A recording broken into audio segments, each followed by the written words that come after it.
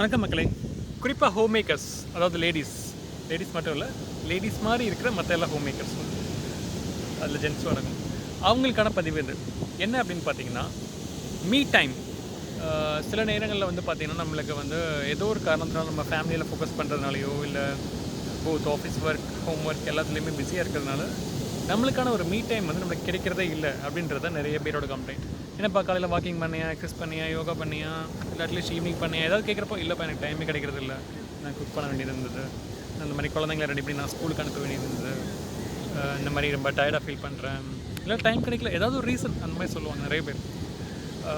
But நீங்கள் நல்லா யோசிச்சு பார்த்தீங்கன்னா அது நம்ம மொரல்லஸ், அஃப்கோர்ஸ் நம்மளோட பாடி டயர்ட் ஆகுது, அது எல்லாமே நம்ம ஒரு ஃபேக்டரை எடுத்துக்கிட்டால் கூட we are not inclined towards it and we are pressurized to not to have time for ourselves. அந்த மாதிரி தான் இருக்கும் ஏதோ ஒரு சுச்சுவேஷன் வந்து.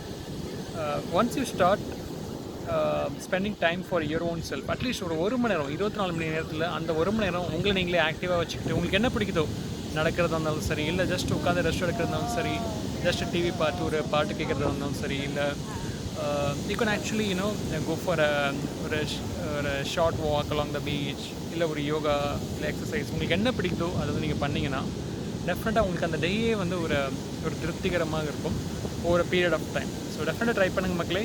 Me time is very very important.